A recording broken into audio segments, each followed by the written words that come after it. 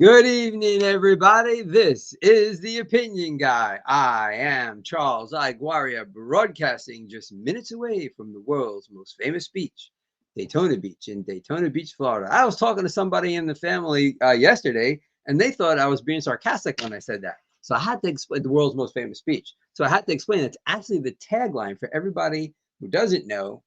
Across the nation and around the world's most famous beach is one of the advertisements for Daytona Beach. It's one of the taglines, probably because of NASCAR is where it started. I don't know my history. I've only been here for 5 years, but I do know the history of the show, and I do know what's in the future. And we have all kinds of schedule changes this week. New people are on, other people rescheduled. So anything I posted online today, you could probably forget, except there's baseball tomorrow night for sure. The rest of it, I'll update tomorrow. So check me out on all the interwebs, and we'll find out what's happening, who's on, and what's going on. But we all know what's happening tonight. It is News Night in America, because we have a great panel every Monday evening to talk about all the wonderful things that are happening in the world. So without further ado, I bring to you Joe Hanush and Michael Voss. Well, what's going on, guys? Hello. Hey, everybody. Good to be with you. All righty. How's everybody's coffee? I got mine. All right. I'm pumped up with caffeine. I am ready to rock. There you go. You're the straightest one here. This is not totally at the top. This is the good stuff so far. Holy smokes. I had a candidate on this week who was wholly against toilet tap. I guess it's the last time. Who's for it? I am. There's actually nobody who's for it. You know what it is, Mike? There are some people, particularly on the Volusia County Council, who won't let the people vote to have it banned. They're like, it's not an issue. We don't need to vote on it. But I think you would agree with me. We, the people, have the right to say what we want banned and not banned. Just let us vote, and that's all that they're asking. This particular group, grassroots group, and the Volusia County Council won't do it. So it became such a hot button issue, thanks to a lot of hard work from that group. Let Volusia Vote. And the Daytona Beach City Charter is going to have an amendment on the ballot this fall to make sure that Daytona Beach does not ever use toilet water and tap or inject it into the aquifer. But there's one caveat: the state can preempt anything the municipality does. So yeah, that's it. So nobody wants it, to answer your question. Daytona Beach is moving on making sure that people do get to vote on it. And it seems like the county as a whole is not, and that is an issue. So we have all kinds of good things. So Joe, you weren't around last week. What's going on with you? I don't know what I missed. I hope everything went well. Gabe filled in for me, so thank you to Gabe Wozniak. I think his pitch hit for me twice now, so I want to appreciate him. He's a fellow libertarian candidate running for state legislature here in Florida. You guys probably agree with him more than me, so you're welcome for letting him come on rather than me. But no, I've been Monday again. There was a special meeting with the Libertarian Party, which I'm a part of, so I had to be attending to that. So, and I actually have one after this live stream as well. So I've been busy with that. All right. Gabe announced on this show that he is forsaking his salary if he wins the election. I saw that. Yeah, good on him. You don't hear people say that, not here anyway. I'm not sure if it's different in New York or elsewhere, but you don't hear about that here. There's only really, frankly, two other elected officials that I know that even do that. One of them is President Trump. I know he does. He donates his salary to different things. I haven't heard anything lately about that. I'm not sure if he's still. I'm sure he is. But there's one other one. It's actually a libertarian. She's out in, I believe, Kansas. She's a local elected official, and she doesn't get paid very much. It's like $300 a month or something. But she makes a point to post about that, donating. Hey, I'm donating $300 a month by salary to whatever thing is coming up.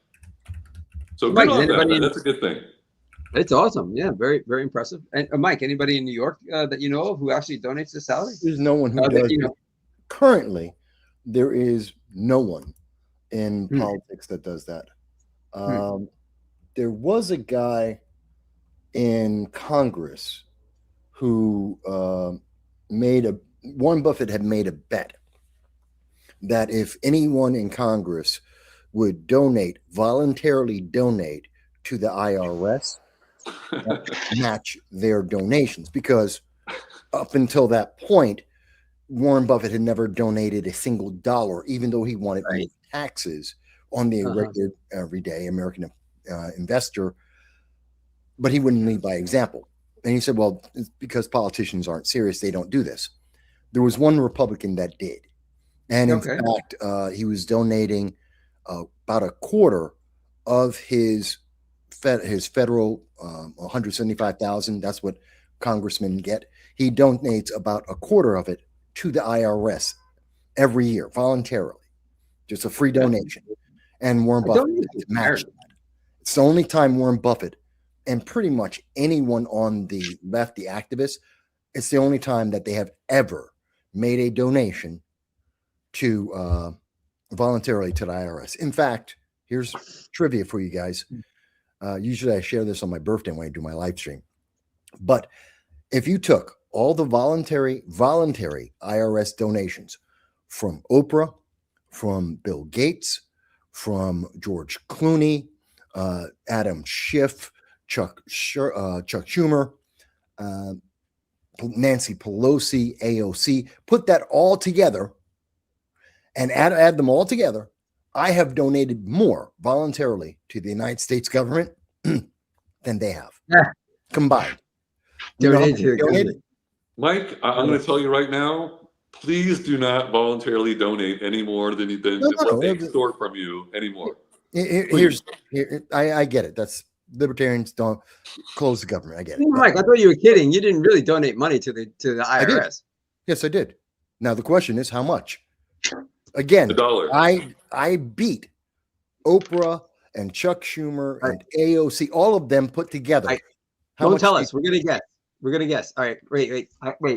Joe, think of a number. I got a number. I'm gonna play the prices right here. I'm doing $1. I got one too. Okay, I got one too. What are you saying, Joe? $1. Well, I'm gonna say $150. Joe's right. It was $1. Oh my God. Yeah. Price is right rules, man. Every one of those people I mentioned are advocates for higher taxes on the American people. All of them are complaining about the rich not paying their fair share. And I donated voluntarily. This was in 2017. I donated $1 to the IRS, and it's more than all of them combined. And I believe to this day, they still have not matched that. Not once. That's insane. So James is checking in. Sorry. James says no politician usually ever gives up their money. Most politicians are just thieves. James, you are 100% correct, except for if Joe gets elected, or Gabe last week, or Larry Sharp, Tom Massey. All right, there's a few. And then James backs that up with, I applaud you for not taking any money if you get elected. Yes. James, I don't know if you saw the show last week. Gabe Wozniak, who's running here in the Florida State Senate, said on the show that he won't take his salary. He's in he has something to do with the beer distributorship as his full-time job. I forget exactly what, but marketing the beer. I don't know exactly what he does there, but he said he's going to keep that job and not take the salary. So yeah, go ahead, Joe. No, I was just going to say, that's good on him. That's the way it should be. Like all elected officials, first of all, they are servants. They are supposed to be serving the people. And it's not supposed to be a career. You're not supposed to be making money, making a living off of that.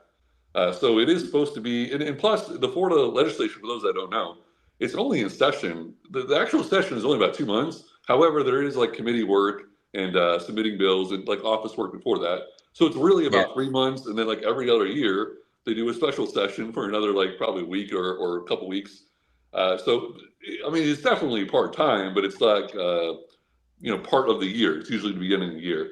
But people should be able to, and most do, keep their regular jobs. So I'm, happy with that. It should be people keeping regular jobs. So, I want to explain a little bit more about that, because in order, and I get the thing, like some people might say, and I'm a libertarian, I should be saying this too, right? Like, oh, elected officials shouldn't get paid anything. I disagree, because they are spending their time doing the work that is required in our Constitution. They are there to go to Tallahassee or Washington D.C. It's a requirement, and they're away from their families. They're away from their jobs. So I think there should be some compensation there, and also it would help not keep it so that you are someone that has time, you are someone that has money, and you can afford to do it. I think it should be able that the regular average Joe should be able to do that and not worry about paying their bills at home. You know what I mean? Right. Yeah. Sounds good. You going to say something, Mike? Yeah, I need to slightly correct because I was going off my memory and I wanted to make sure I got it right. The Republican was Scott Rigel. Okay. Scott Rigel, he was, I forget which state he's for. He's the guy who embarrassed Warren Buffett.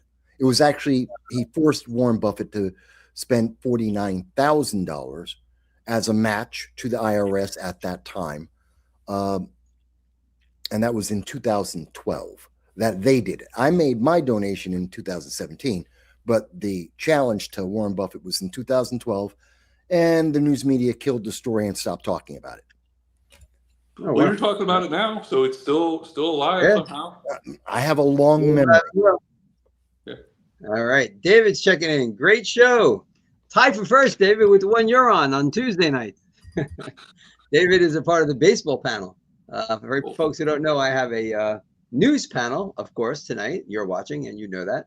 And then on Tuesday nights is a baseball panel. David is a part of that. He was drafted by the Seattle Mariners, played for them and their minor league system, as well as the Dodgers. He's a hitting instructor, and is doing something in the summer league. Dave, I don't remember what that is exactly, but I know you're doing some work in the summer league this year as a field manager. That's what it is. So yeah, we do a baseball show, and of course, baseball starts on Thursday. So actually Wednesday, the Yankees and the Giants. So I'm very excited for tomorrow night's show. I can't wait for that, but I can't wait to get into this show because we got some awesome stuff going on that we want to talk about, including Michael. You mentioned representatives in New York. We're going to get to the AOC information that you emailed earlier today.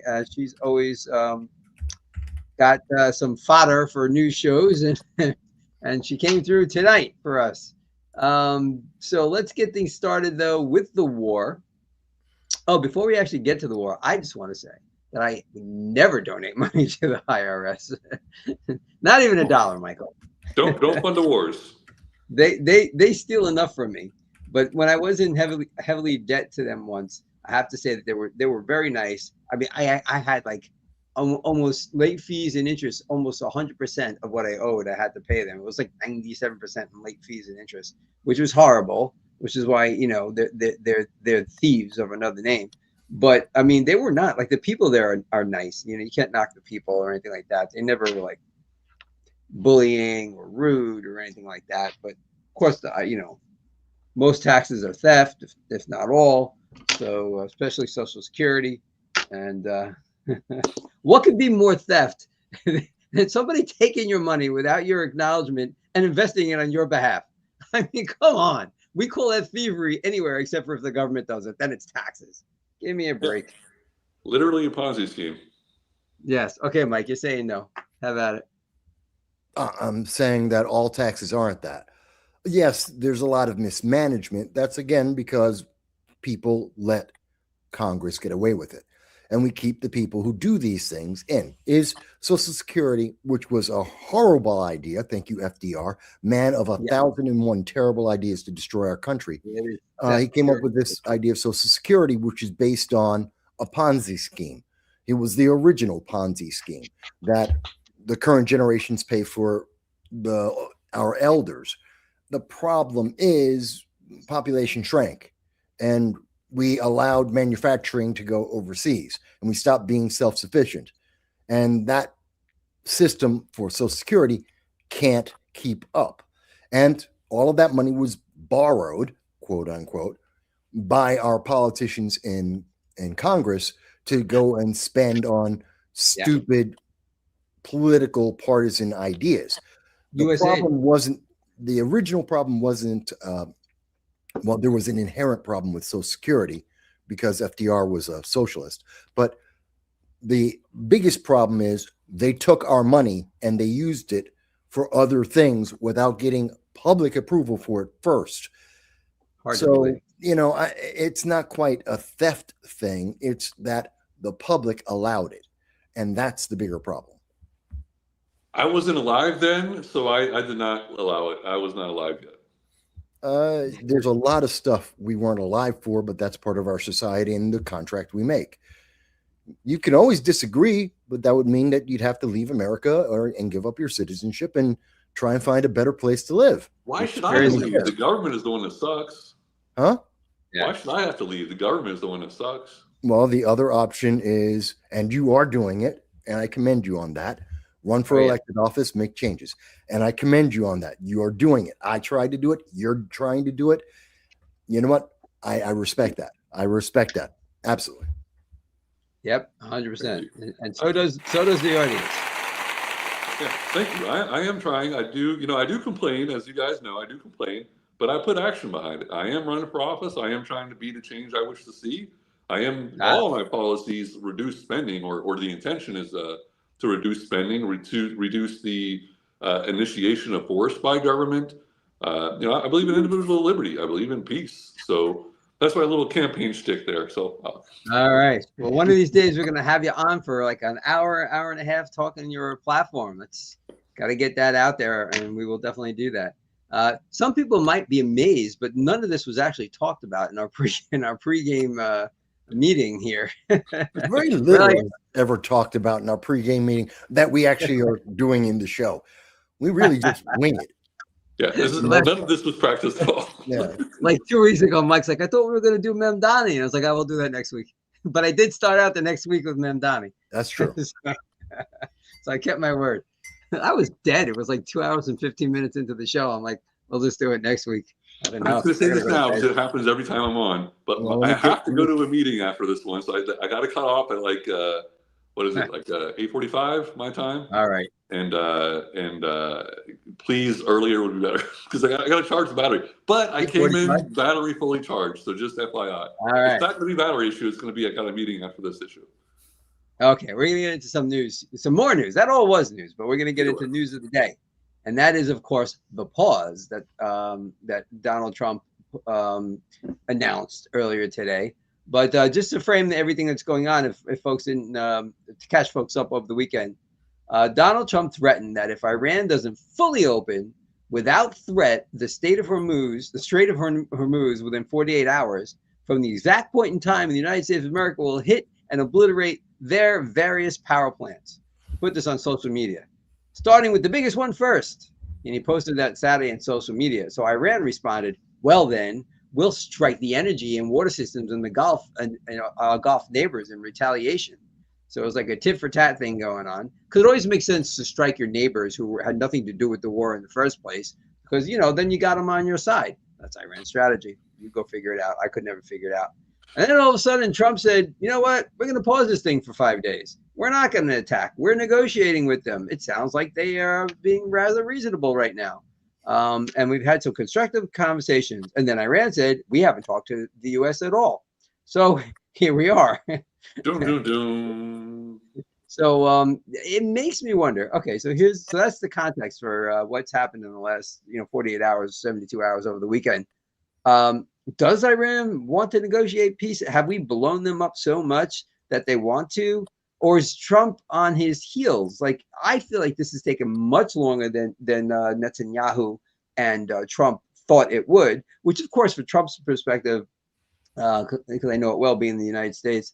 I don't know how it works in Israel, but he doesn't know. I mean, he's relying on his generals and admirals to tell him how quickly it can be done. But something seems to have not gone right. Iran seems to be short. Once again, I feel like we're underestimating the people we're fighting, like in Afghanistan, where it just goes on and on and on. And then Iran said that Trump backed down when he said, I'm putting a pause on it, which I would do too if I was in Iran. It's a reasonable thing to say, you know what I mean? Use that to your advantage. So there we have it. Why is Trump backing down? Are they really negotiating? Or is Trump and is the U.S. once again, just bombing the hell out of somebody and nothing is really being accomplished? Mike, you were shaking your head, so you can go first. Yeah, well, first of all, let's remember, Iran are terrorists and they lie. all terrorists lie all the time. So anything they say, you have to really seriously have, like, a ton of salt with it, because you can't trust them. But let's remember, they have lied before.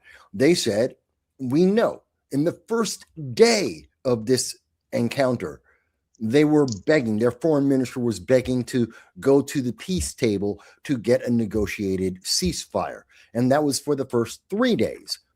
And now they deny that they ever said that, and that they never wanted to have peace, and they want to fight it out because they lie. They lie because that's the only way their dictatorship can survive. That's the only way they can maintain their power and their face with the rest of the Middle East. Yes, they have been having conversations back and forth with the United States. We've seen their foreign minister on and off, depending on who's alive at any given moment. They've gone back and forth talking with us about trying to structure either some form of ceasefire or what's off limits, what's not, how to have this engagement going on, or potentially an off-ramp. So they have been doing that. We have been hearing about that for weeks now. And for them to deny it is only them trying to make it look like Iran has a fighting chance, because they know their people are getting access to the internet illegally, and they're finding out what's going on.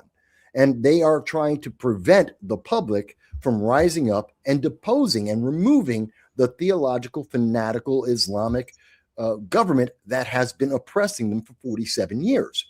And we are, in fact, trying to get them to rise up to do that very thing. So this is a matter of self-preservation. Yes, Trump made the announcement. I have no reason to believe that Donald Trump would not have taken out one of their gas utilities, because he's not afraid of Iran. We know that for a fact. And it would be in the America's best interest to free up the Strait of Hormuz. Iran cannot effectively maintain this blockade for a long period of time. They can't have it for some. We are not faltering.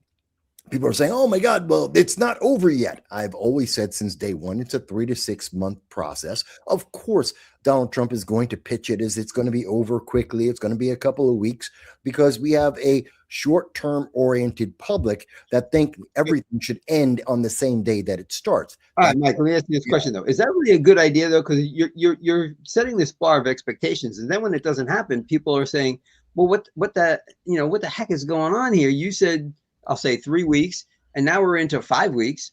And so that gives the appearance that, should he have said it's a war, we don't know what's going to happen, war is chaos, we'll get it done as quick as possible, instead of giving a timeline of sorts? Well, ideally, he should never have given a timeline, because stuff happens in war. And that's fact. But he gave a timeline that was vague at best. He said a few weeks.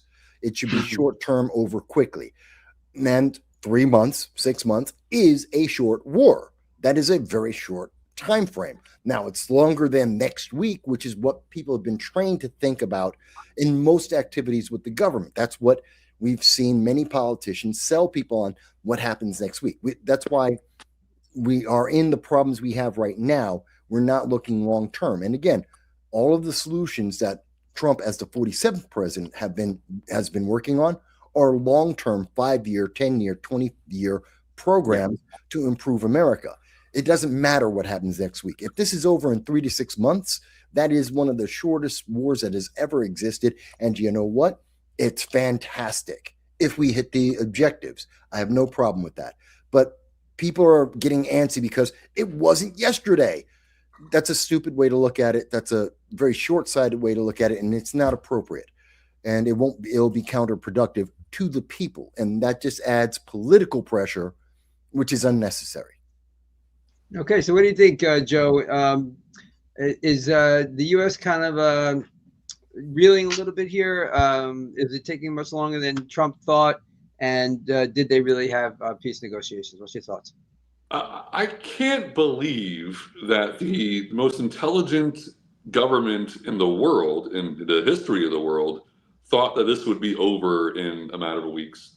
That's complete fantasy. I could only imagine, and if that's true, wow, we have a problem.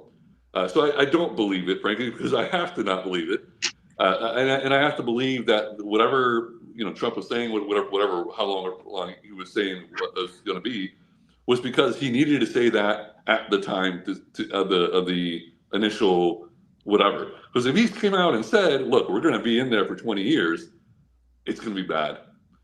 Like, imagine if George W. Bush said this about Afghanistan and Iraq, in 2021 or 2001, 2003, it would have been very, very bad. We're going to lose thousands of people. It's going to cost trillions of dollars or close to it. People are going to lose their lives, et cetera, et cetera. So you can't say that. So it's just like with COVID, the shutdowns. You can't say, "Oh, we're going to be locked down for at least a year. Schools are going to be closed. You got to wear a mask. You got to get a shot after a while. People will lose their jobs if you don't do it." But they have to say, "Oh, it's going to be over 2 weeks. Just stay home for 2 weeks and you're good." They have to do that because after 2 weeks, people get desensitized. Or not desensitized, but they come. The goalpost has moved by that time, and not only that, war has propaganda. Like we talked about this before.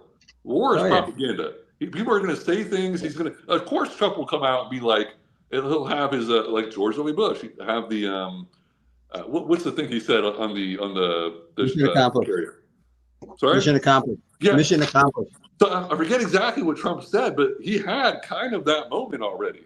I forget exactly. I saw that somewhere. It was basically like, is this Trump's mission accomplished moment? People were asking that. I forget, so I don't know. I can't quote it. So okay, whatever. I'll move on from that. But he has to say, "Oh, ceasefire." Why? Because that's what people are going to believe.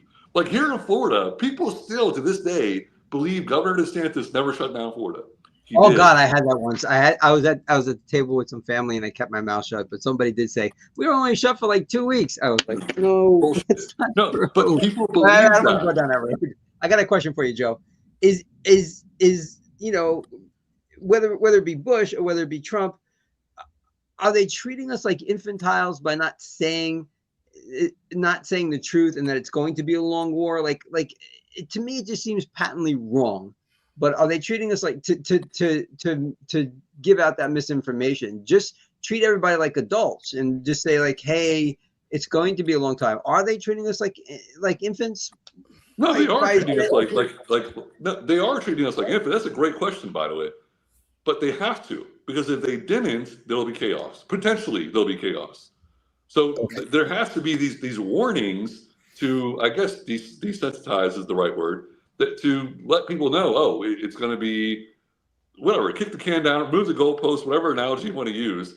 People got to be softened up. You can't just go right away, "Yeah, we're going to invade Iran and it's going to be bloody and it's going to be costly and it's going to take 20 years to do." And those people generate your son that's not even born yet is going to be fighting in this war. You can't say that now. Okay, ahead, Mike.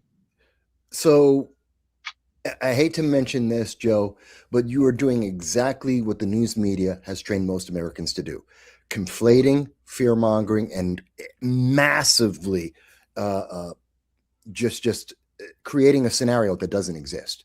It isn't even close to reality. This isn't a 20-year war. No one's talked about a 20-year scenario. Now but people are so used to not trusting politicians and the exaggerations of news media, the bias and propaganda of the far left that controls most 80% of the news media, that they go to these extremes and this extremism on the war that isn't appropriate or accurate or even close to what we see happening in reality. Yes, a function of war is propaganda, is news. Of course, it's managing expectations. Of course it is. And that's how you keep the momentum, so that you can achieve the goals that you want to achieve. But to say it's a 20-year war, it's just like what we did in Iraq, and it's nothing like any of those. It's nothing like the lockdowns, nothing like that. You can't even make that comparison isn't even close to accurate on any level. And I'm not saying that And I'm not saying you're doing this maliciously. I don't even know that most people, and many people are making this. You're not the only one. I'm hearing many people on the left, the right, the center are saying the same kinds of things. I think most people don't even realize how wrong they are about what they're saying based on the facts that we have available to us. Michael, Yeah. Okay, go ahead. Was anyone saying in 20 or 2003 that we're going to be in Iraq for 20 years? They said it was going to be extended. Yeah, a lot of people said it was going to be extended. They didn't say 20 years. They said extended. Yes. Yeah, and you're saying, and you know what the difference is between Iraq and Afghanistan and what's happening in Iran? We dropped troops, and we dropped the troops in there without the desire to own what we win. We won the battles, we lost the war because we never intended to actually own what we fought over. We had no conclusive end to it. We had no plan. We have a plan here. Whether it's a good plan or not, that's a different argument. Whether the plan is going to work or not, different argument. We do have a plan. That plan at the moment doesn't involve having actual troops on the ground. The plan involves the Iranian people rising up. It has a regime change, which is internal, and it is not dependent on the United States. Michael. Whether you like any of those things, whether you think any of them are going to work, is entirely different than whether or not do we have a plan. Is that plan functioning? And is that plan anything like Iraq or Afghanistan? The answer is yes, no. No, yes, it includes with yes, because that's exactly what they said the Kurds will do, and the people in the south of Iraq. But that's why they had. That isn't what they said. The Kurds are an entirely different subject with an entirely different scenario that we are continuing to protect because of religious freedom and the fact that the Kurds actually work with us. That's based on, and the PKK, which is a terrorist group that we help train. That is a whole different world of conversations. I follow it very intensely. Nothing like what we're seeing in Iran. Nothing. Okay, I got a question for both of you guys. And Joe, I'm going to start with you. Do both countries need an off-ramp here? Do we need an exit ramp to save face and say that this is worth our while? And does Iran, like Mike actually touched on this a little bit, does Iran need a way to stay in power, and they're going to come to some sort of conclusion where they can both say that they won? Yes, as long as the Iran government, the way it is, I know some people have already been killed off, but if the current non-U.S. friend Iranian government is going to remain in place, then this has to be off ramps for both our government and the current Iran government. Now, what happened in Iraq was that government didn't exist anymore. That government was gone. So I'm saying the 52 cards, remember those 52 cards? They're all like killed or captured. So it was not the same Iraq government as when the invasion first happened. So unless that's going to happen, and Michael's going to say no on this, but unless that's going to happen in Iran, then that's going to be bloody. It's going to make Iraq look like it was a playground fight. If we have to go and do in Iran what happened in Iraq, that's going to be good.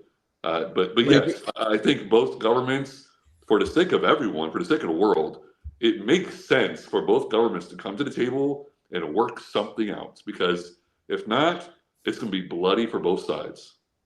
What do you think, I Mike? absolutely, completely, and totally disagree, because that's wrong. Just flat out wrong. First of all, we have a terrorist government, responsible for the terrorism in every country in the world for the last 47 years. We don't need that government around. We don't want United States government? No one in the world wants that government to continue to exist.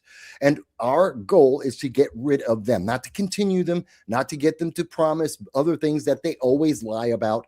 No, it's to remove them. And if that, and that process is with the Iranian people in charge of that. And we have nothing to do with it. We are not going to put puppets in. We don't have to have any of that. And if it's bloody, I don't care. If it's a civil war that lasts for the next 50 years, I don't care. That's not our problem. Terrorism is our problem. Terrorism that is targeted to kill Americans and America is our problem. The fact that they have lied, we find out they have ballistic missiles that can hit London and Munich and Paris and all of Europe. Well, virtually. You want the United States government right now, right? The Let's threat be clear. is You're talking real. the United States government. No, that's not according to the United States government. That's according to the missiles, the international continental ballistic missiles that were shot down at Diego Garcia over this weekend, 2 of them. So yes, that is a fact. They have been building the capabilities. Thank you, Obama, who gave them the money and the capabilities to build these missiles. The threat is real. It has existed. It is continuing to grow, and they cannot be allowed to continue to endanger American citizens. So if it's an internal civil war with Iran, I don't care, because that's mission accomplished for us. It means no more terrorism while they're doing that. Michael, that'd only be, to take that one step further, that would only be a mission accomplished for us if the current regime was gone. If they have a civil war and the current regime wins, we literally wasted our time. You would agree with that, right? Well, not necessarily, because even if they have a civil war and somehow the Ayatollah and the mullahs were to maintain their power base, they would be so significantly degraded. And when that war were to happen, you have Saudi Arabia, the United Arab Emirates, Qatar, and Kuwait. All of the Middle Eastern nations are involved in this. This is something that would be, the entire Middle East would have some participation, like the Kurds, who have just entered into northeast Iran over last week, and they're already engaging with the IRGC and fighting with the Iranian Guard, because it's not. The fact that they go is an international requirement. The world wants this. That's why they're happy we're doing it. They just don't want the blame, and they don't want to have to pay the bill. They don't want to have to do the work. Yeah, that's wrong. I think, if you think about what you said, that we're threatened. Well, if we're threatened, Europe is way more threatened, and so are the Gulf states, and they should all just take care of themselves. I said that from day one. Israel, Saudi Arabia, Egypt, and even Turkey can be involved in fighting that. And we didn't have, all we had to do was sell them the weapons, so we made the money for the military-industrial complex. Us doing it is a freaking waste of our time. I wish we weren't involved. They won't do it, but that's the thing. They won't do it because we are the superpower of the world, whether you like it or not, whether anyone likes it or not. I don't like it.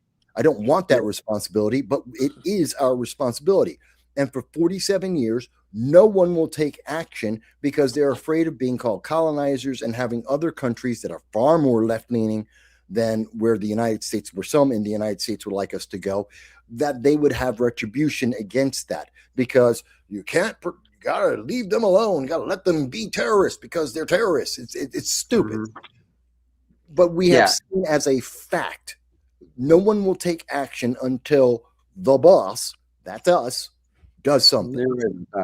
You're right about that, but sometimes the boss should step aside and let the underlings do it. That's good management. Delegate responsibility. That's part of being a manager, Michael. As long as we should have delegated.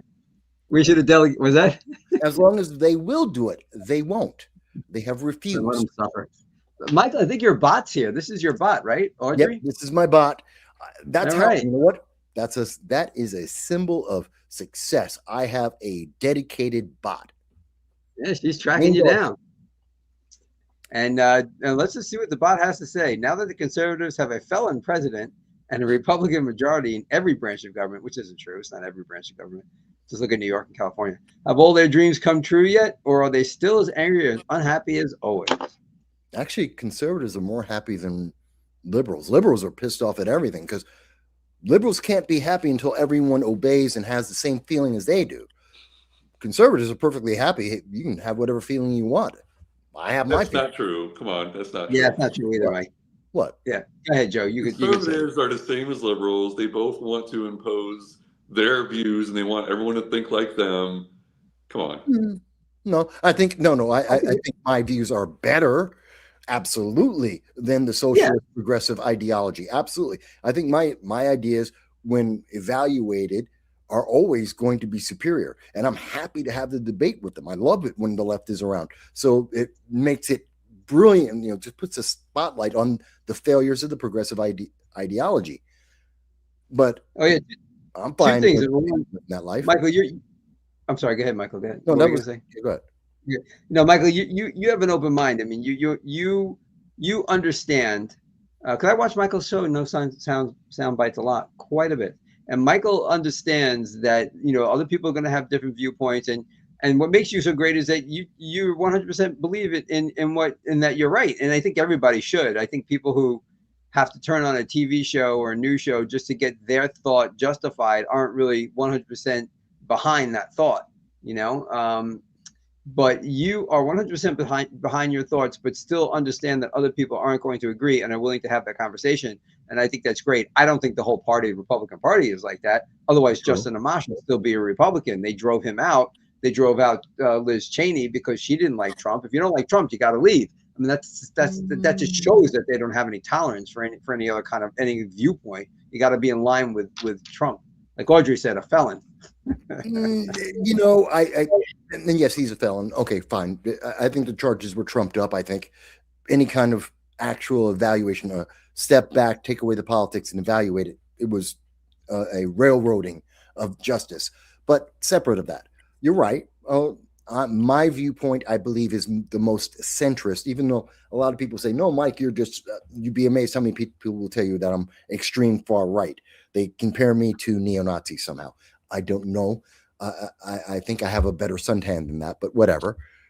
But I think actually I'm more centrist. And I think most people in America are center right, and they're very close. And actually, I think so too. A lot of people, when they actually have real world conversations with me and they're not watching this and screaming because it's the internet and they can be anonymous, most people agree with most of the policies that I present. I'm just unabashedly willing to stay there and say, this is what I think is the best course. And I'm absolutely willing to stand here and say it. Yeah, it's cool. Everybody should have that kind of conviction, or they probably shouldn't be discussing it. Absolutely. And Stella checks in. Stella, she says, you guys are very smart, especially Michael. You should have more views. Well, then, Stella, you know what you got to do? You got to like, comment, and share. Because if you cared, you like, comment, and share, and you could subscribe. Because people who subscribe become a part of the tribe. So by all means, like, comment, and share, and get the word out of what we are doing. And please subscribe so you will know when I go live. Thanks so much. I should add in real quick. No matter how passionate I may get, folks, no one should ever confuse the thought that I respect everyone on the panel, and I have no problems with them. And I know we've talked about this before. They have no problem with me. We're expressing passionate views of politics. It's not personal. This is never personal. Well, yeah. I echo that as well. Yeah, and actually, Mike, you mentioned the left, and I just want to say John couldn't make it tonight. John Navarra, he's going to be here, multiple times during the course of a month. But he had he has a commitment on Monday nights, a lot like Joe, occasionally you do. And so he couldn't make it tonight, but he's definitely gonna come back. That was a great show with the three of us. So I wanted to make mention of that. And let's move on to other things. I have dumbest news items of the week for you, gentlemen, tonight. And we are going to start with, you know who the dumbest news items of the week? We have a tie for first. And that tie for first goes to both Joy Reid and Donald Trump. Yes. I get the first one, not the second, but okay, let's go. How often are they in the same sentence as equals, contemporaries, pairs? They both did really stupid things this weekend, or over the last week since we got together. And we're going to start with Joy Reid. I'm going to share the screen here so you guys can hear her brilliance. Let me share the screen and bring this up real quick. It's like 30 seconds of brilliant conversation. I just can't prepare myself for this. Oh my God. I can feel the headache coming on now. Yeah. If you're a Christian, you might not want to listen. I'll tell you that. Okay. Here we go. Our regime has secret police. They have secret police. Our regime is oppressing women, taking away abortion. This is she basically said that that Iran is only marginally worse than the United States of America. And she started out saying that we both had secret police. You know what? I'll back it up. I should have told you that in the first place. That's what she's comparing here. Okay, so here we go. This is from Reason.tv, free media on Reason.tv. Our regime has secret police. They have secret police. Our regime is oppressing women, taking away abortion rights, taking away women's rights in like 26 states, some states where they're trying to have the death penalty for having an abortion. They also oppress women. They have the highest rate of women who are in STEM careers. We're kicking women out of the military, out of university. We're saying that DEI means women can't be hired for high positions in the sciences. We're marginally better. And we're doing it for Christianity. They're doing it for Islam, right? Yeah. So it's like we don't get told those things because it would take away the kind of American exceptionalism. I think. Wow. So that's kind of crazy. She's on drugs. She's on drugs. Yeah. Yep, absolutely. I mean, I don't even know where to go with that. I just saw that and I'm just like, that is like the stupidest thing. I mean, first of all Donald Trump did, if you just look at the abortion issue, all Donald Trump did is bring it back to the states, and then the states made laws. Right? That's where Donald Trump didn't do that. Supreme Court did that. Yeah, right. Supreme Court did that. His appointees. I was wrong about that. Right. So So like when Kamala Harris she's basically buying the line that Kamala Harris was saying, Trump's abortion, Trump took away your abortion and all that. No, he actually didn't. The Supreme Court did it, and they just gave it back to the states anyway. Abortion exists. It still exists. Yeah, of course. Yeah. So, and by the way, you know who agreed with that? You know who? Ruth Bader Ginsburg. She agreed. She's been speaking about this. They've been talking about it since they did Roe v. Wade, and she's been saying that was a bad decision. And you don't have to believe me. Look it up. She disagreed with the reasoning and the logic that the Supreme Court came down with. She agreed it should be a state issue. So I mean. Yeah, but Joy Reid is I'm sorry, she's just got me livid, and it's very difficult. I'm very verbose in my speaking. I'm very gregarious, and she's got me almost tongue-tied because everything she said, while it is obvious that it is partisan and political, it is very much the mantra and spin of the progressive socialist left. None of it is accurate. She thinks that United States, that women have no rights. Go to any other country, not just Iran. Go to any other country. Women do not have the rights or capabilities or the opportunities that they have here in America. That's just a fact. Nothing she said was correct. Nothing. Especially in regards to Iran. But Joe, can you even make heads? Like it's almost so nonsensical that I can't even like make heads or tails of what the hell she's talking about. No, I can't defend that. She came out pretty crazy and just wild, just some wild things. And I was more, taken back by what she said than I was expecting. Honestly, I can't defend that whatsoever. And we do it for Christianity. I mean, what is she talking about? I mean, it's not like. I mean, when this country was first founded, Christianity was the religion, but it's certainly, not that way now. And it's like, what is she talking about? And we're forcing people out of STEM. Have you guys seen the news where we're forcing women out of STEM? Not people, women. I've not. I missed that. Have you seen that news somewhere? The fact on STEM is that we have a glut of STEM. We have 6 STEM workers in the United States for every 1 STEM job that's available. That's a fact. That number has increased since 2014, where it was 3 to 1. Now it's 6 to 1. And majority of people who are getting degrees from colleges at this moment, I think it's about 54%, are women. So I don't know what Joy Reid's talking about. Her data is completely wrong. You know what? She's not dealing with data. This is her feeling, and she wants you to believe her feelings are absolute truth, and you should not question it because she's a black woman. And if you don't agree with her, well, then you must be a racist sexist. But that just tells you how much of a racist sexist she is. She hates America. Give up your American citizenship and go somewhere else. That's what she should do. That's actually. Go ahead, Joe. I will give her some props there. I don't think she played the race card there. So congratulations. She didn't there. Not in that moment, but that's the backdrop of everything. Yeah. that would be the rebuttal if somebody disagreed with it. I think Mike hit the nail on the head on that. That would be the rebuttal. If that guy would have came back at her, or if it was a panel like this and somebody came back at her, she would have said, well, as a black lady, I feel, and that would have went down that road, you know? And so, yeah, It was really, it really was a short bizarre. clip, not enough time to bring that up. Yeah. And the guy actually said yes, but he may have, the host said yes while she was talking. But, you know, he may have just been being nice because she was the host, because she was the guest on his show. Alrighty. So that's one thing. And I said Donald Trump has also made some comments this week that were really, really stupid. So let's dig into that.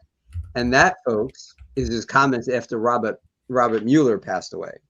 Robert Mueller, for people who don't know, literally changed the FBI after 9/11 to focus on terror. He worked for both Democrats and he worked for both Republicans, and he was highly respected in everything that he did.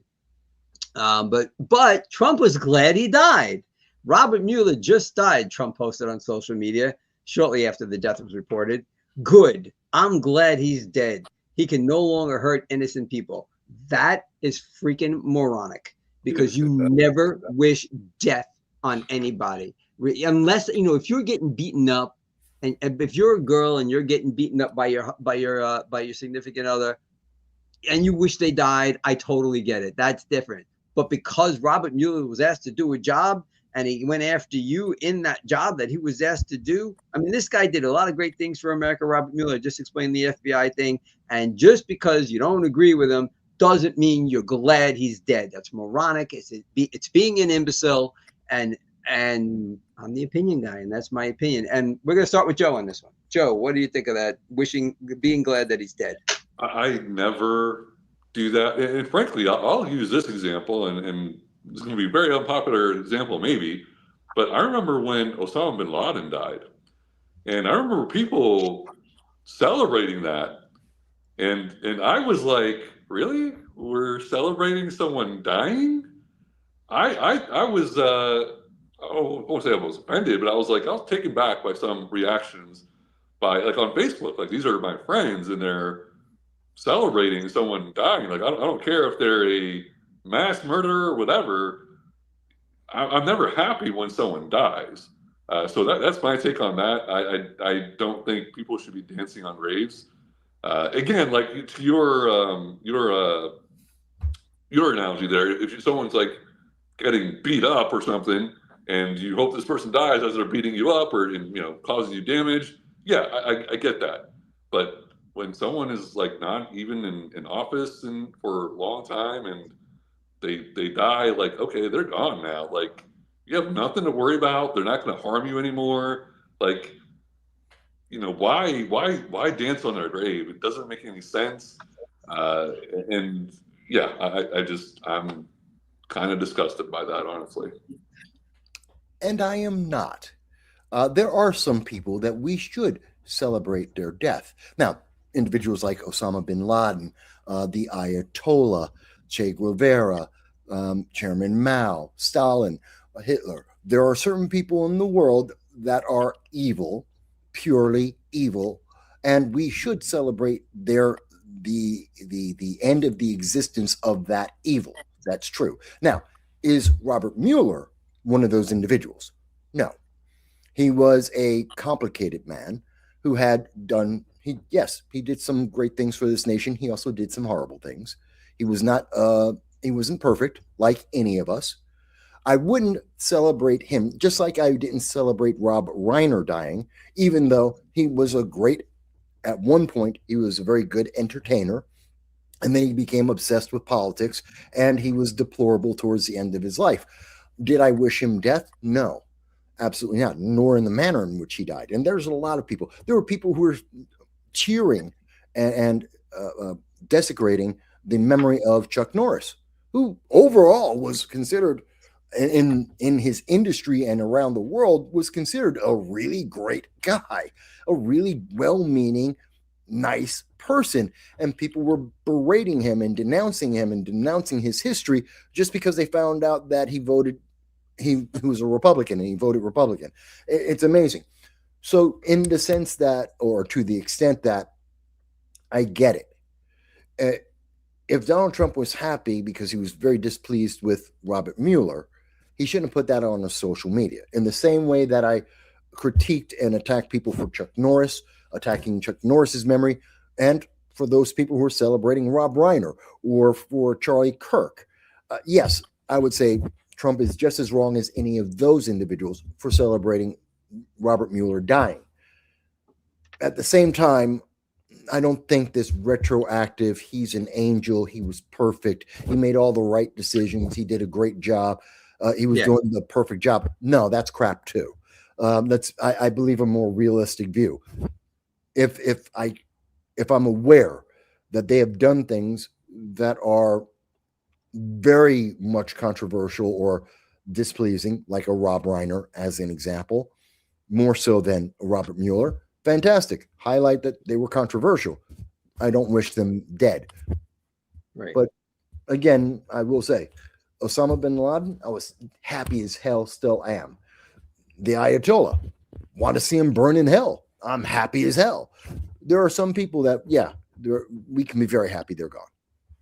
I think the whitewashing of somebody after they die and they were, if somebody was a jerk when they were alive, they're a jerk now that they're dead.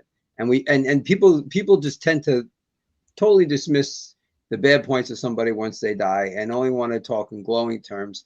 It's just a thing that we do for some reason. So yeah, I mean, Donald Trump can hate him, but it's so unpresidential to post this. I mean, it's mind-boggling stupid. It really is. It's just really, really dumb. And he has no ability to not go into the gutter at any chance that he can. And that's why most people can't stand him. A lot of presidents do that. A lot of presidents. Yeah, lots of politicians do that, of course. And I agree. I'm somewhere in between you two on Osama bin Laden. I mean, I wanted him dead. I don't think anybody didn't want him dead. But when I heard the cheering, hold on, Joe. When I heard the cheering, I agree with you, Joe. I was like, what the hell? You're cheering? Like, you don't have to cheer. Like, we're not supposed to cheer. You could just be happy that an enemy of the United States died without like going USA, USA. It's actually a horrible thing that we have to do it, but we have to do it. I give Obama credit for getting it done. George Bush blew it when we had him surrounded in the early days, but so it was done. But to cheer it, I mean, that was wrong. So go ahead, Joe. You were going to say something. You actually just said what I was going to say. Okay, you could be happy about it, sure, but celebrating it, like saying yay, cheering for it, like there's something just to me that's kind of cringy, honestly. And look, I understand, like when Saddam Hussein died, my parents are family from Iraq, so I understand the sentiment of being very happy that Saddam Hussein is no longer alive, because just the fact that he was still alive, even though he was captured for years, the fact that he was alive still, that still had fear in people in Iraq. And there were people very happy that he died and they were cheering for it. And I understand that. I get it. I mean, I guess I could understand it, but it's not me. I'll put it that way.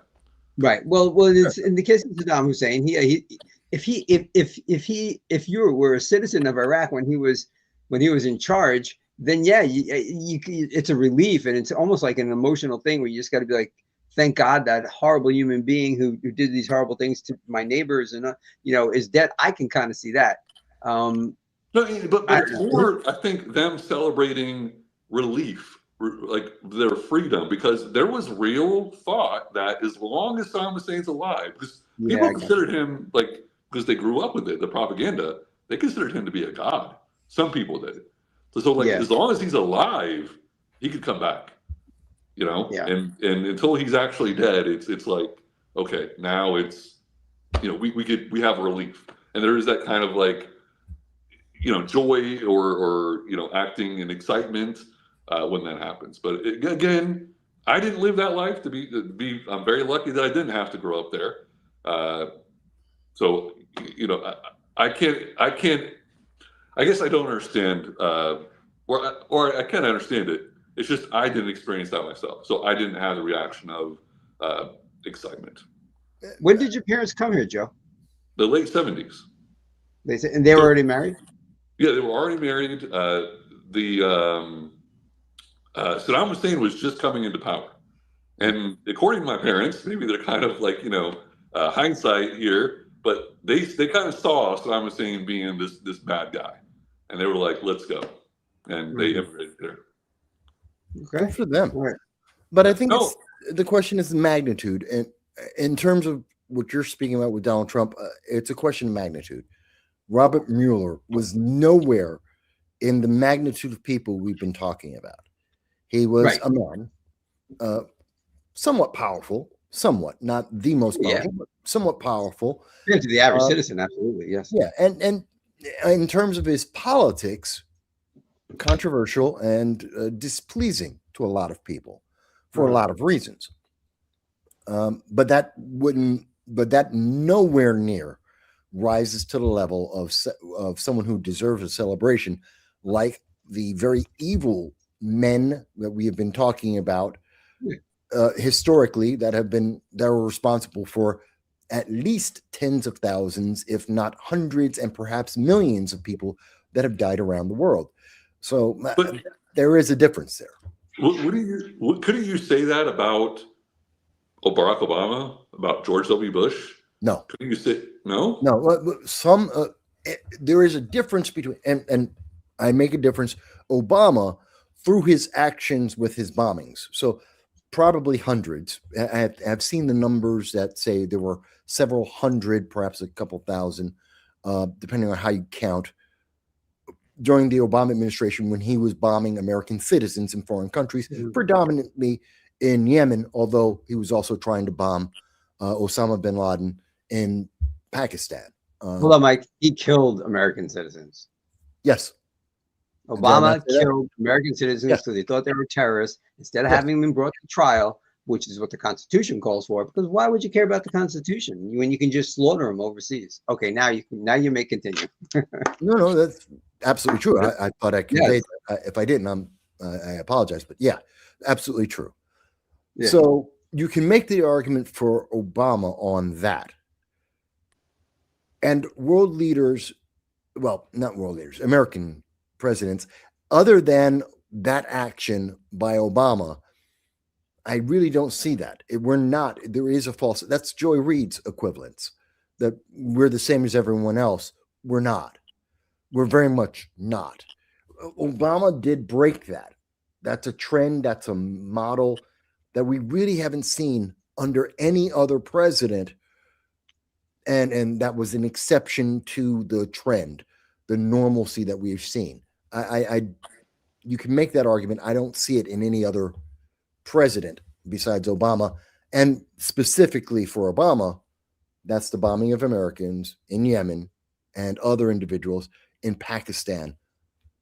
That really, and we know that he literally wrote a memo to justify killing American citizens on foreign ground without any charges, without any trial. So, he really is a pretty dark individual. I got lots of problems with Obama, if you want to say Obama, but I don't see the others. No.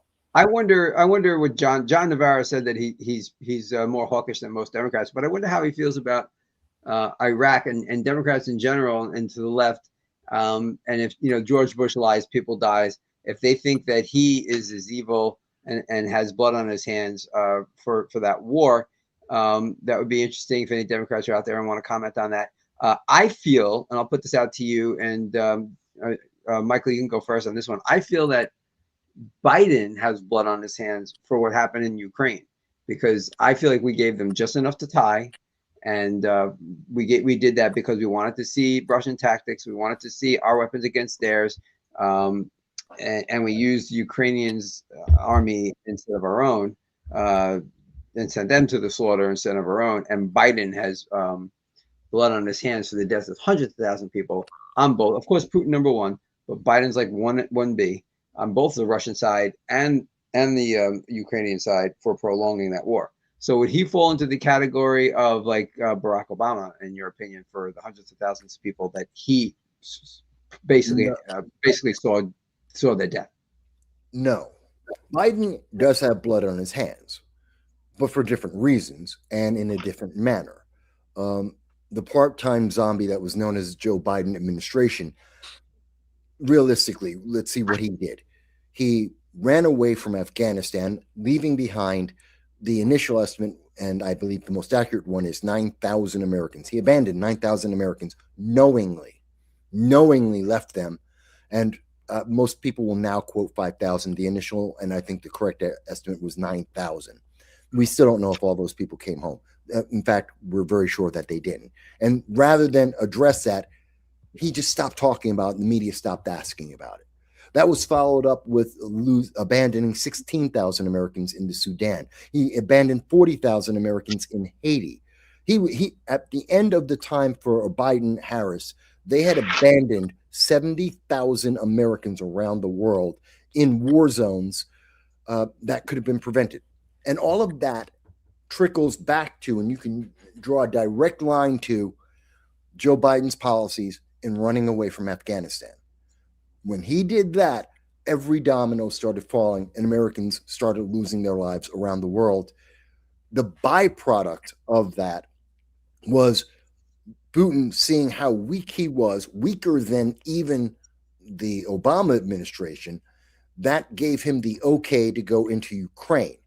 Everything we did about the Ukraine to support them under the Biden administration, under Democrats, is a byproduct and a secondary reaction to the initial act, which was running away in Afghanistan in the manner that we did.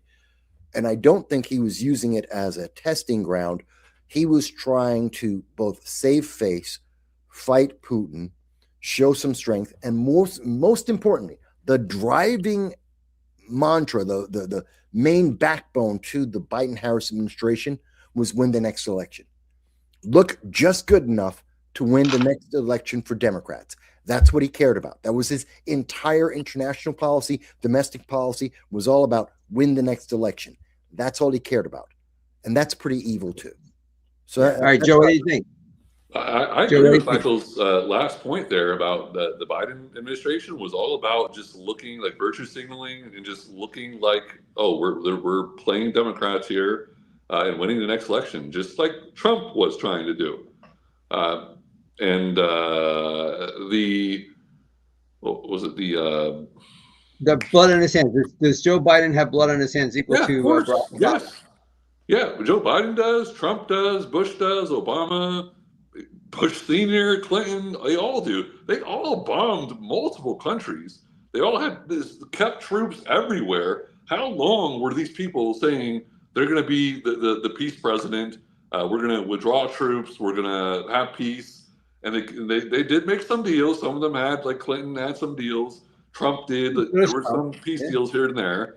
But for the most part, war, bombing. And look at us in Russia. You brought that up.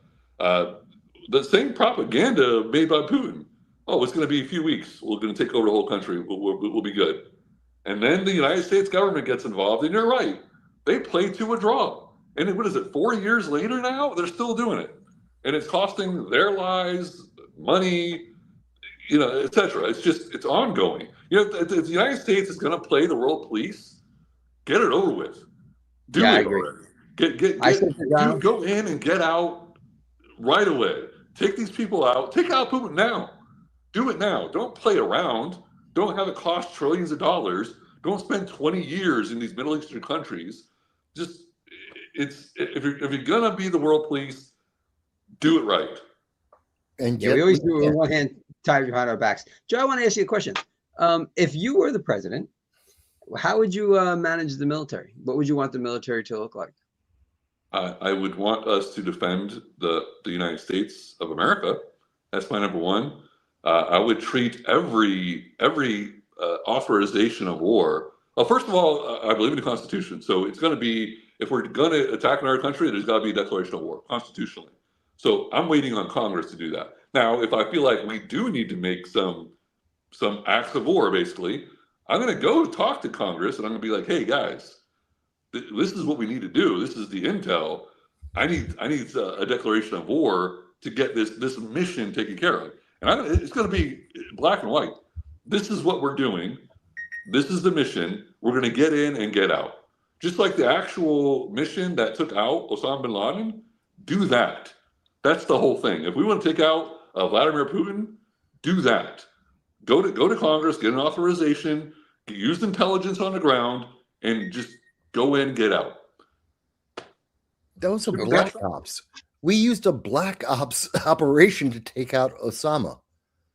That wasn't an act of war or an act of military. That was an assassination. What do you call getting Maduro? Was that not an act of war? No. Oh my God.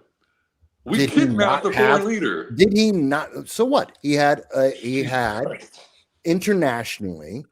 First of all, he's not internationally recognized as a leader. He was a dictator. Not the same thing. That's according to 60 countries around the world. He had warrants for his arrest in multiple countries, including the United States. We picked up a criminal and we're processing him through the legal system. Yeah, that's what that was. Play the recent video again. It may not be nice. It may not play well on the nightly news, but that's what that is. I'm going to ask you a question. Oh, go ahead. No, go ahead, Mike. I thought you were done.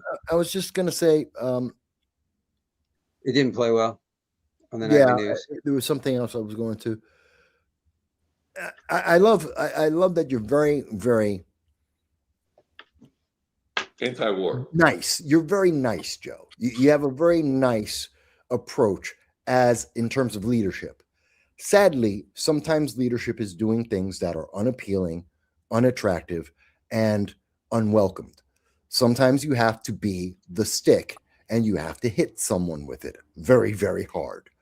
And that is a reality of leadership, especially at the levels we're talking about, international levels, because of so many ramifications and things that are involved. I got to tell you, were I president, be happy that I'm not a president, because I'm more hawkish than Donald Trump. I am more absolute than Donald Trump, because I absolutely have no problem with right now, Iraq, Iran, and what was the fast one? Ukraine?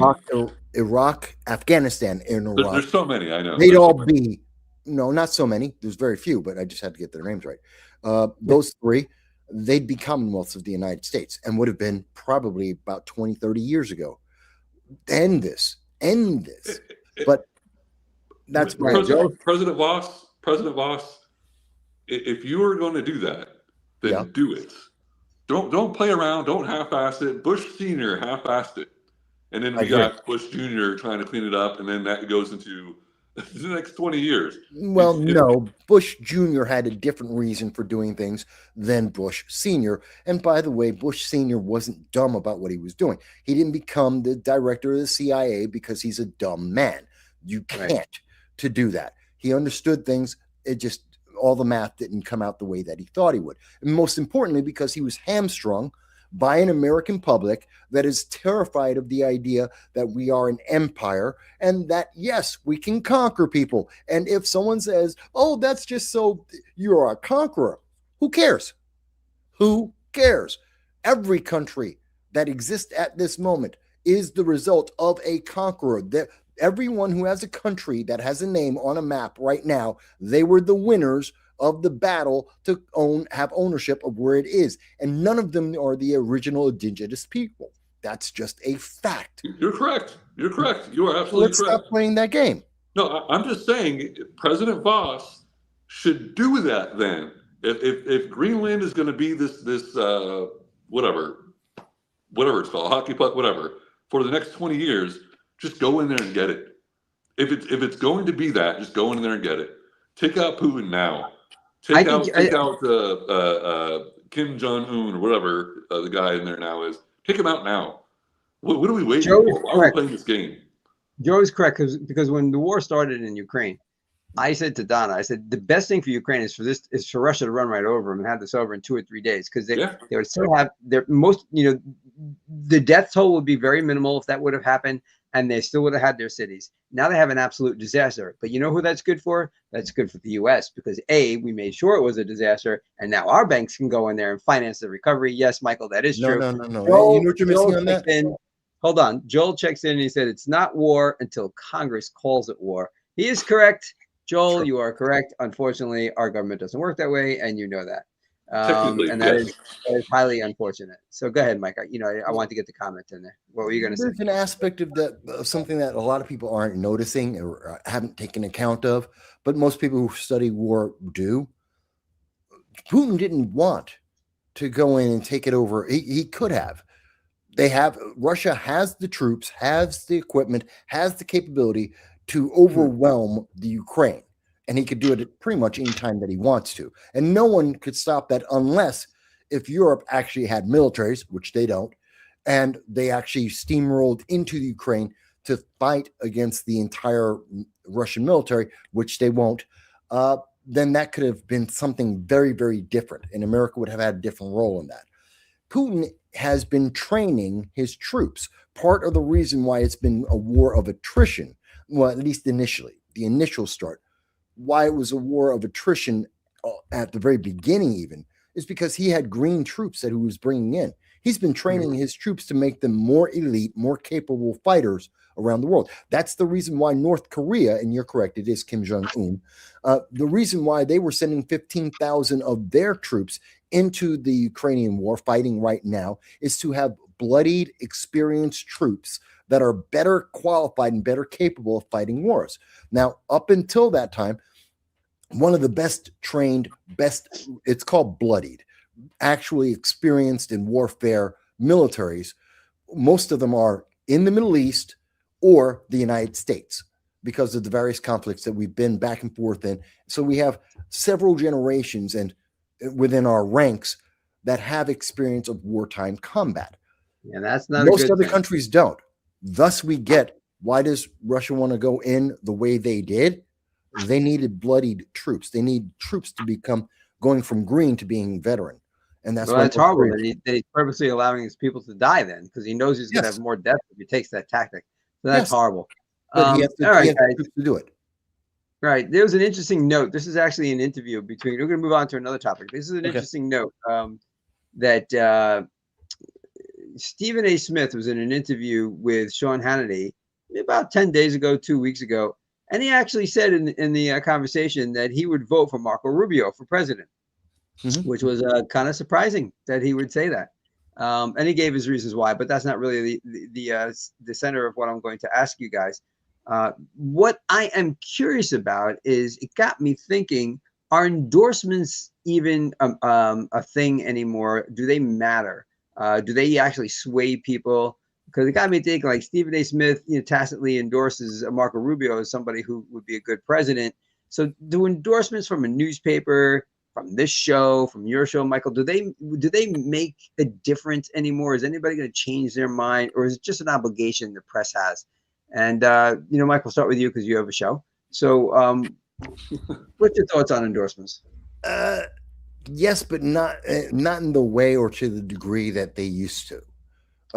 We know that, as an example, Kamala Harris, in her fiasco of a run, she spent $20 million getting various Hollywood names to support her, thinking that would give her a bit of an edge. It didn't. It was complete failure. It was useless. And she lost millions of dollars out of the $1.2 billion that she had available to her.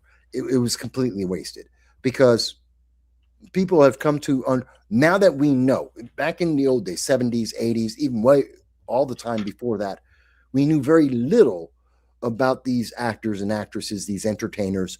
So there was a mystique to them. And when they put their name to something, they had the weight of their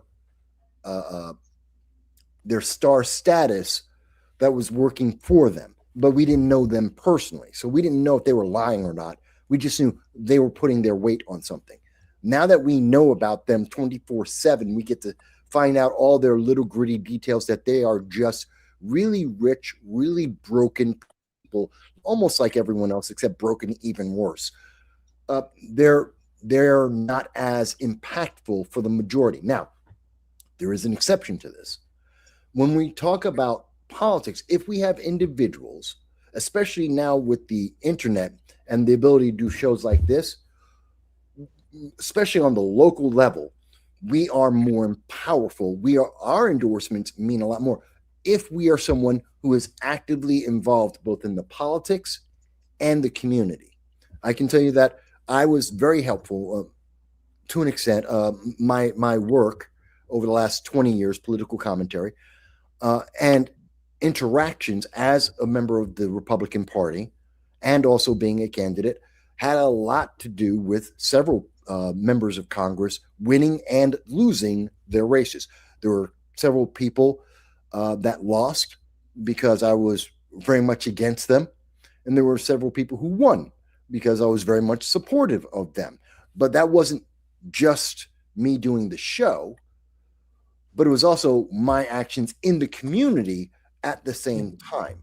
So when people saw me, and I was asked questions and grilled and all that, it wasn't me being biased. It was me just emphasizing the flaws when they existed, and emphasizing the good where it existed.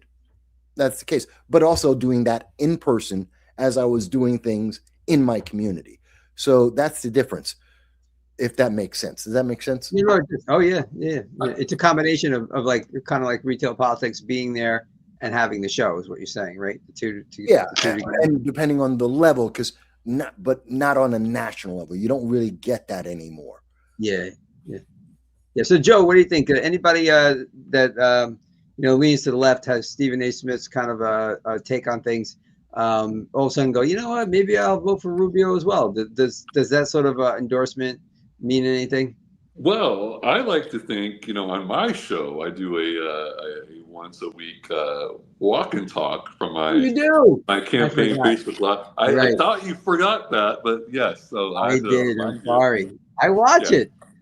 Thank you. You're the one viewer. Thank you.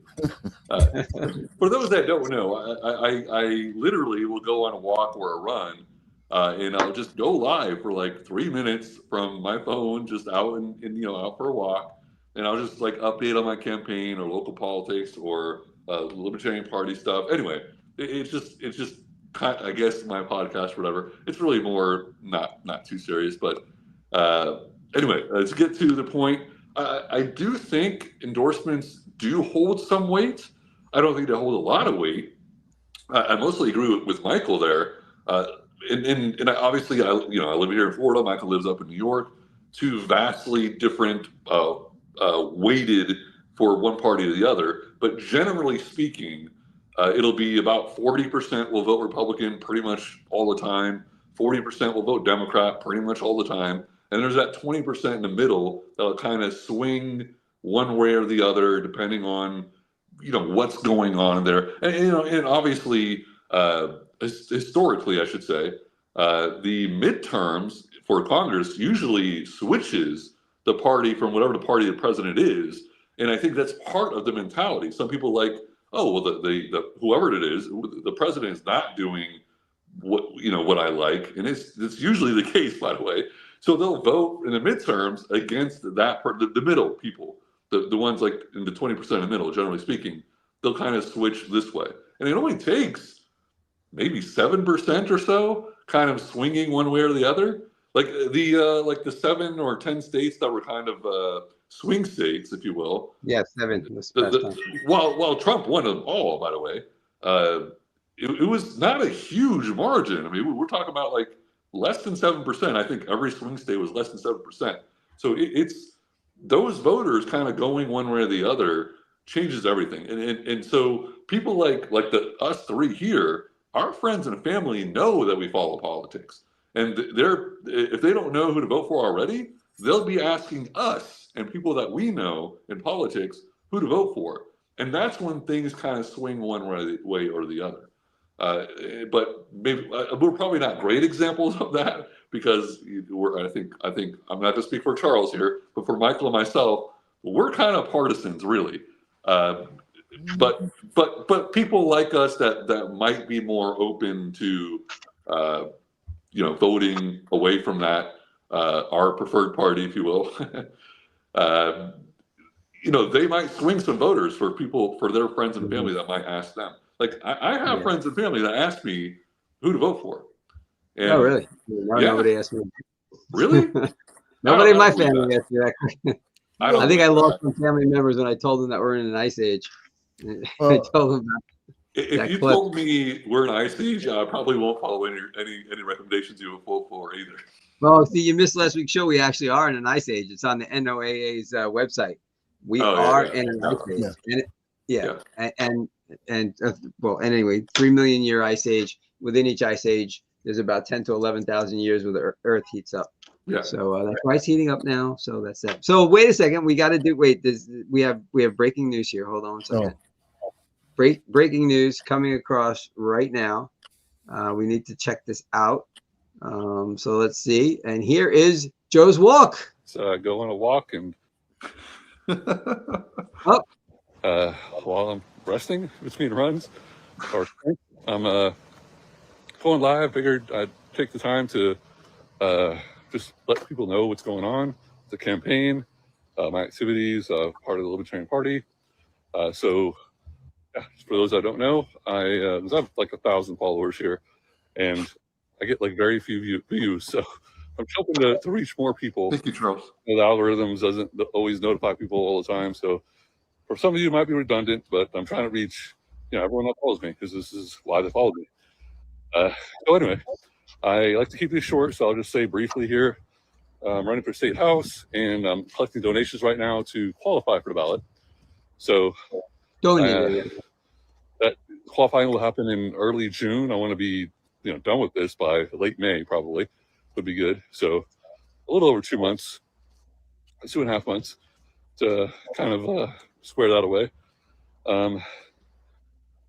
What else here? Yeah, I'll leave a link in the comments if you want to make a donation. Anything helps.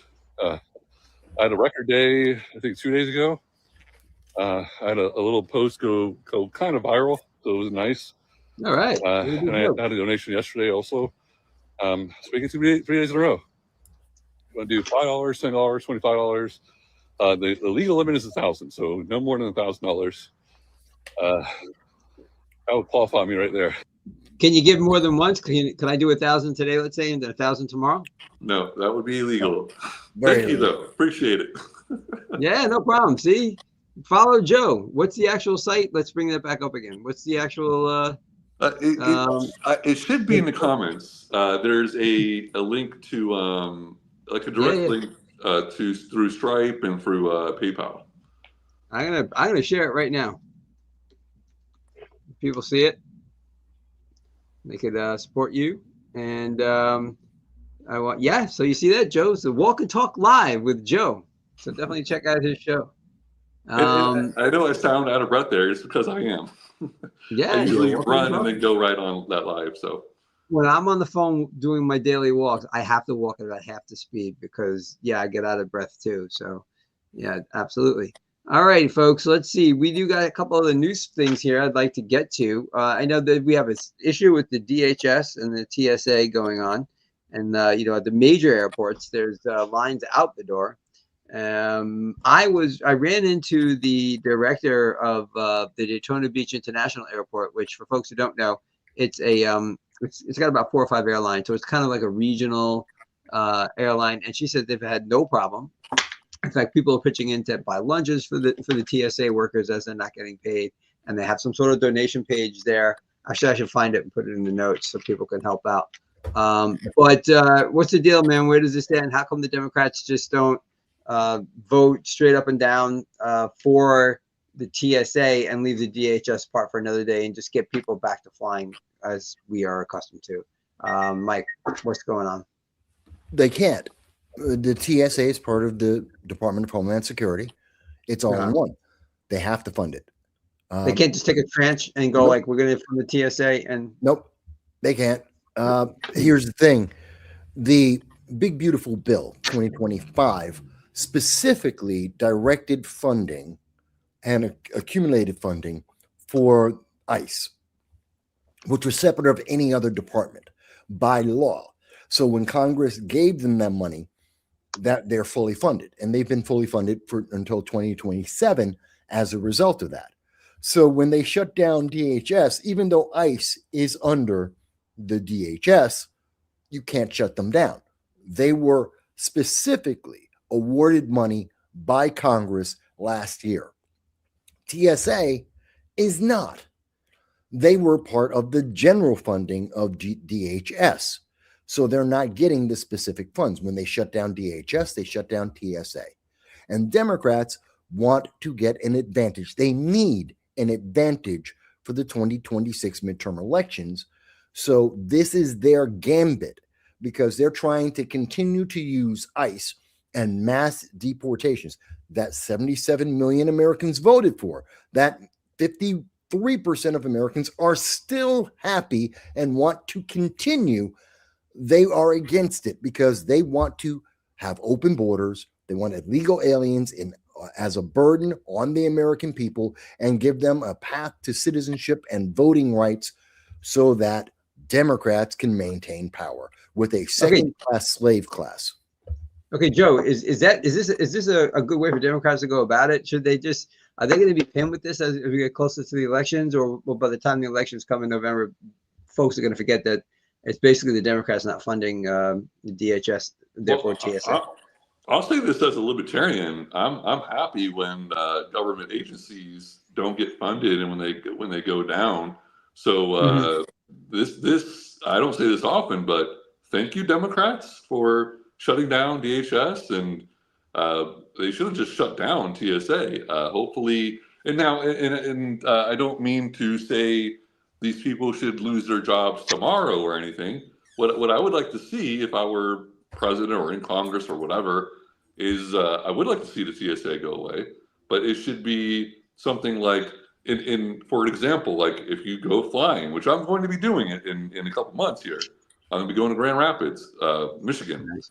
So I'm hoping not to have any issues, and for me to not have issues, these airlines or airports can decide we're going to have TSA like their own security like this, or we're going to have it more imposing, or we're going to have it less imposing, less restrictive, or have additional checks, less checks. But what I would like to see is that everyone know this. Like everyone would know, just like you're paying for extra leg room in your airplane, or checking an extra baggage or whatever. So you could pay for, if you will, this plane or this airline or this airport having more security or less security. You don't want to deal with lines, whatever the thing is. And then they could hire it and you pay for it. These people on your airline tickets, you would pay an extra $100 per ticket because they're funding these TSA like people, security basically. And if you want that kind of thing, then you pay for it. You go with that airline. If you don't care really, then you don't. You pay a lower fee and you don't have the TSA there, and you don't have a delayed airport. But it's something that, as far as the government is concerned, because when we do have these partisan games going on, and that's exactly what it is, it's partisan games, then we have everything shut down, or everyone has these delays. So if we make it privatized, where each airport does this, then you just take your money elsewhere. You just take your business elsewhere. If like I'm going to speak for myself here. I live in the Daytona Beach area. Sanford Airport is right down the street from me. I could go there. I could go to Daytona. I could drive to Orlando. I could drive to Jacksonville, and basically pick my own airport or pick my own airline for that matter. And I'll pay for things just like I pay for extra checked bags if I want extra checked people, if you will. Yeah. Oh, Joel checks in, and he says that he agrees that TSA is useless. They are to make people feel safe and not make anyone safer. But let's get back to the original question. It's my perception. I haven't seen any polls on how the American people feel about this. That this all falls on the Democratic Party for not funding DHS. Therefore, TSA isn't getting their money. They're not getting paid, and now about a third of them, I heard today in the news, are not showing up for work.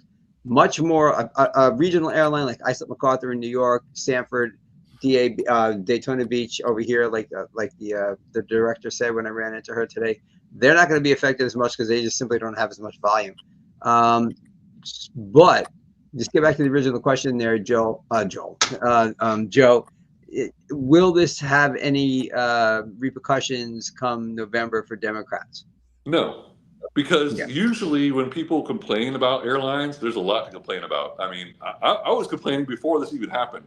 Like, I'm a tall person, so when I'm flying on a plane, I'm already going to be uncomfortable. I already hate it. So it's just one other additional thing on a train of my complaints. No one I mean, well, I don't say no one likes traveling, but No, the traveling is great. experience Love of, it. hmm? No, traveling is great.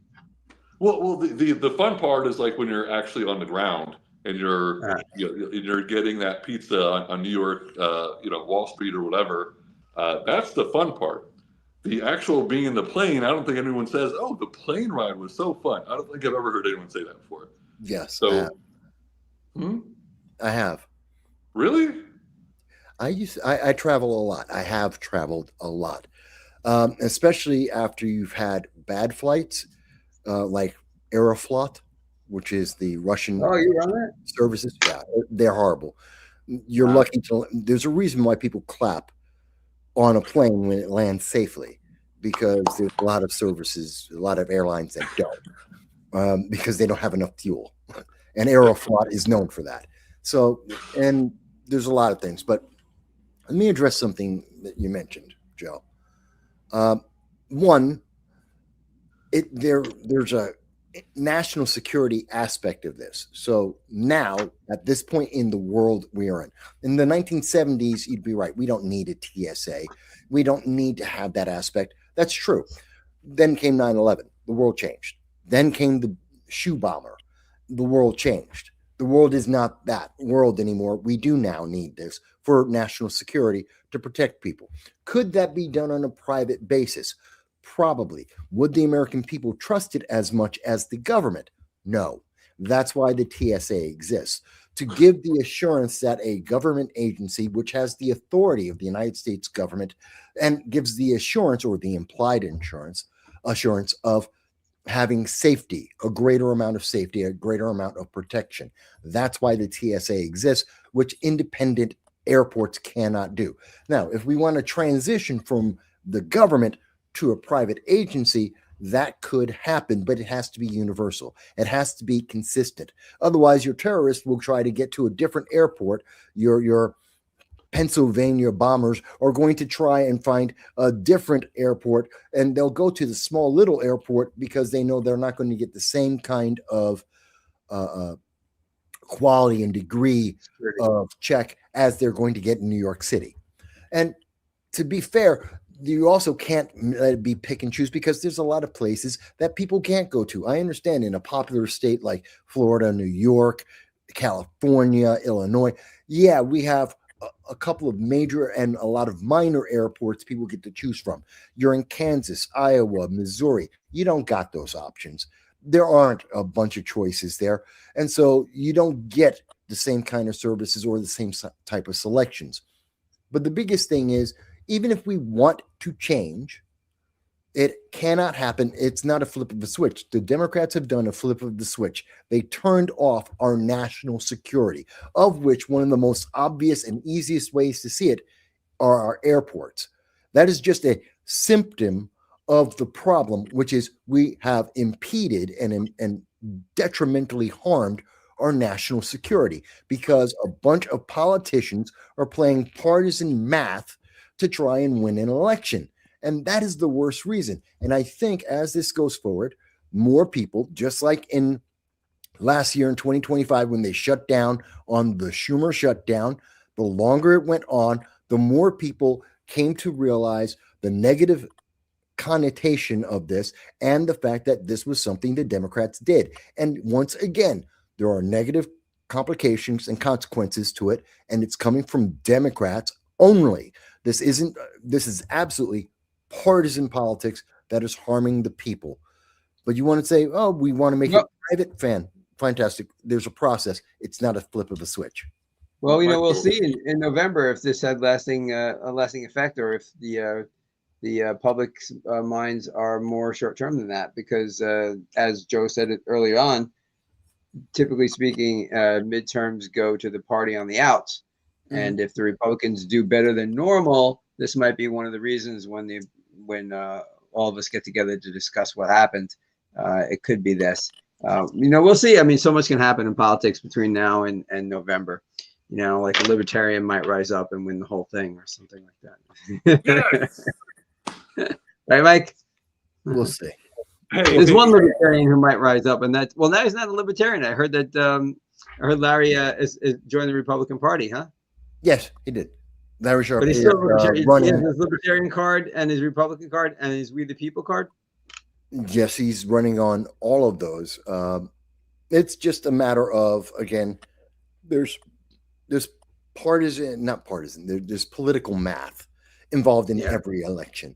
And I don't know of any candidate that would deny the opportunity to run on multiple tickets or multiple ways for people to say, I'll vote for you this way. All right, hold on, Mike. Go ahead. I said Larry. A lot of people might not know who I'm talking about. Larry Sharp is running for governor in New York, and he's on those 3 lines that I mentioned. Okay, so it's political math. Go ahead. So it's political math. Larry is a libertarian, no question. He tells that, and he says that very directly, very publicly. His policies, his ideology is based in libertarianism, but it is also very similar to, and many of his policies are aligned with Republicans.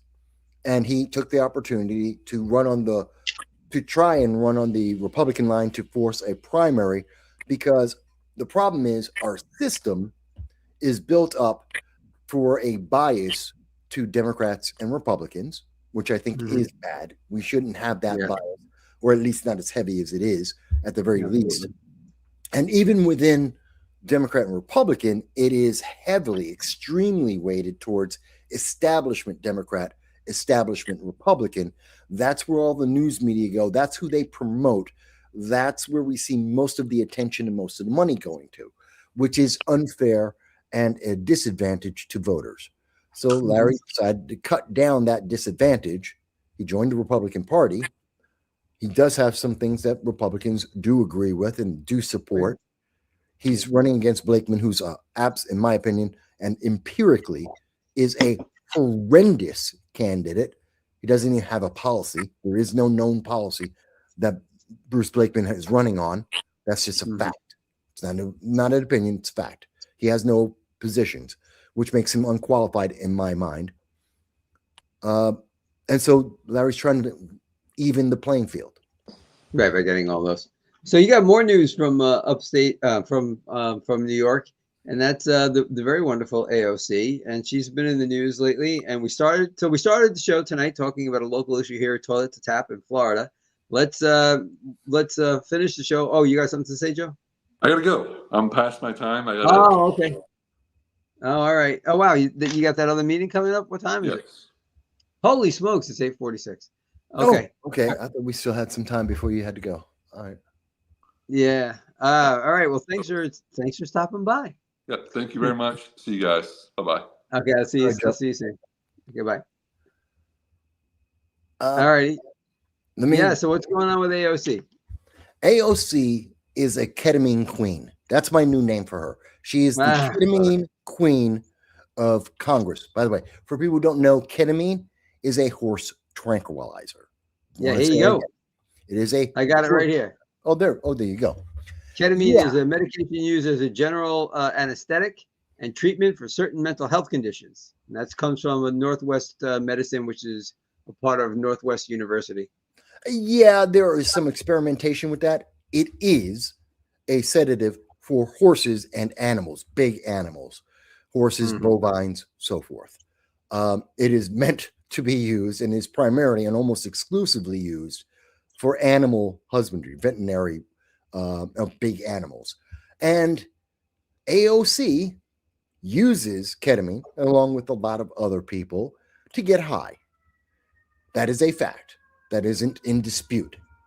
And she's doing this. She's getting high on ketamine with the donations that she's getting from voters around America. When she was running around with Bernie Sanders on their whatever America tour, whatever they were doing there, lying to the public, saying socialism is great, and people were giving millions of dollars to the two of them. She used some of that money, to be fair, $19,000, to buy ketamine legally. Now, I should include, she did do this legal. She's got a Hollywood doctor. We know what those doctors are like. These are the people that give money to Michael Jackson. They gave medicine, medication, and drugs to Michael Jackson and Prince and Matthew Perry. In fact, Matthew Perry died from ketamine overdose. Right. So I don't have a lot of faith in the doctor. And the doctor she's working with, Dr. Boyle, he is a Hollywood and entertainment doctor. Yeah. Now I understand he's actually based in Boston, but his clientele is mostly Hollywood, because it said in this piece, we'll bring this up here, that he's actually based in the New York Post piece you sent earlier today for us to take a look at. It says here that he's actually a Boston-based, right there, it says Boston-based Dr. Brian Boyle. And he does a whole bunch of other kind of like, I don't know what the word is, not your normal type of medications like ketamine. A lot of people haven't heard of it. He kind of specializes in all that kind of stuff. That's a photo of him right there. But he's based in Boston, but his clientele is largely like the Hollywood types. Hollywood, massive. He's very much into Hollywood and entertainers, people with big money and big tickets that can afford his novel. Novel, good. Yeah. And the thing is, that's a nice way of saying, I'm going to give you drugs that you legally can't otherwise get. This is the excuse. I'm giving you ketamine. No, again, ketamine is a drug that is sold on the streets. In fact, if you were to take $19,000 and buy ketamine, you could buy it on the street. You would have enough ketamine, 760 doses. That would be enough to get high once a day, every day for 2 years in a row. And that's gives you an idea of how much of drugs, and I'm not saying it's the same amount, but it gives you an idea of how much ketamine that AOC potentially has access to and how long she's been getting high while in Congress. Unbelievable. And you got to wonder, why isn't the news media talking about this? Because they don't want Democrats and progressives to know that their member of Congress is getting high on ketamine while in Congress and potentially running for the Senate or the presidency. Right. So here's actually what the container looks like, the same New York Post article, and where it does say that it's used as a horse tranquilizer. So it has a few applications. Can get people high, obviously. So you said it's legal though. So you can legally use your campaign finance, your campaign funds you raise campaigning to do this. How is that even legal? Well, she did do it. Whether it's legal or not, very different question. That's questionable. And there are Republicans that are looking into this and looking into the campaign finance laws. There's wiggle room in these. There's a lot of gray areas. You may recall that a few years ago, what was it? Was it John Kerry who was paying $400? It was a Democrat in the 2020 election or 28 election that was spending $400 for a haircut. $400 for one haircut, and he was getting a lot of haircuts. So there's a lot of wiggle room on what you can and cannot spend. Now, the thing is, and here it goes. So the excuse from AOC is, I need the ketamine because it is part of leadership training. Yeah. And here's the thing. She used the money from her supporters, her donors, to go and buy the ketamine through this doctor. And she reported it. She recorded this to the IRS, to the FEC, to the government in the world. And she said, this was leadership training. She's getting ketamine that gets you high, and that's part of leadership training. I don't know how you get leadership training from getting high on a horse tranquilizer, but AOC somehow has bridged that gap between leadership and getting high on horse tranquilizers, and she's matched that up and says that's worth $19,000. I say That's a lie. She's trying to skirt the law. This is something that should not be allowed. That should disqualify her from having her congressional seat and disavow her, prevent her from being able to get a presidential or a senatorial seat. That's my opinion on that, because I don't want to have drug addicts or those who are impaired by medications, whether legal or illegal. I don't want them, if they're impaired, they should not be in office. As an example, John Fetterman, who I've come to like more and more, should not be a senator. He is mentally impaired. Yeah. So Joel combines two headline grabbing news items. AOC on ketamine, singing Afro Man, because I got high, because I got high, because I got high. I'm sure she was. Yeah. So so she's always in the news, AOC. It's pretty amazing. I've tried to find her commenting on it, and I find nothing. No defense, no denies, no defense, no. Yes, I use it for leadership training. Like there's nothing on her. If you look around, discussing here's the thing.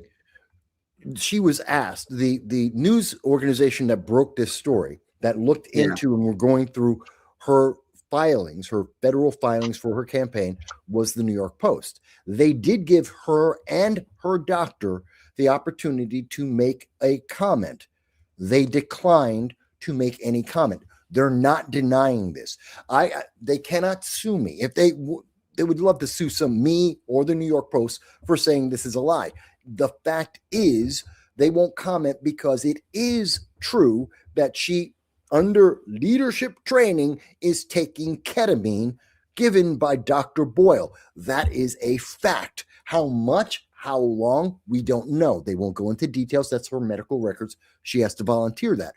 But we know she is getting high on ketamine while she's in Congress. She's using the money of her supporters and donors to do that. She's not telling them the truth. She's not telling them what she's doing. She wants to deny it. And here's the thing. Not one left-leaning major news, none of the news media, ABC, NBC, CBS, New York Times, the Huffington Post, none of them, Axios, they will not run this story. They do not want people to know, because this is about politics. This is about protecting her. I should clip it and put it out there so it gets views. Please do. Gets immediate views. But it's great that you brought it to up on your show, and that you brought it to our attention here. In the New York Post article, there's a quote from Paul Kamenar, who is a consultant for a Democratic, Democratic campaign consultant. And he does say it looks like yet another example of misuse of campaign contributions. Even though she is describing it as leadership training, he said Dr. Boyle has no expertise in that area. No, he says there's no expertise, but in other places it says it's what he does. So, I don't care about that. How do you excuse ketamine? Okay, you're getting high on horse tranquilizer. How does that make you a better leader? I don't understand that. It's a weird kind of thing to say. And listen, if you want to do it on your own time with your own money, like, have at it. I could care less. But if it's campaign finance, I don't know if that's going to go anywhere, man. I don't know. Yeah, I mean, any campaign finance should at some level, even if it's not headline news. It should definitely at some level. But we'll see. It's an interesting story. I'm sorry. Go ahead, Mike. Let me ask a question to you, and I would ask it of everyone who sees this. Wouldn't you want to know if your representative in government is addicted to drugs?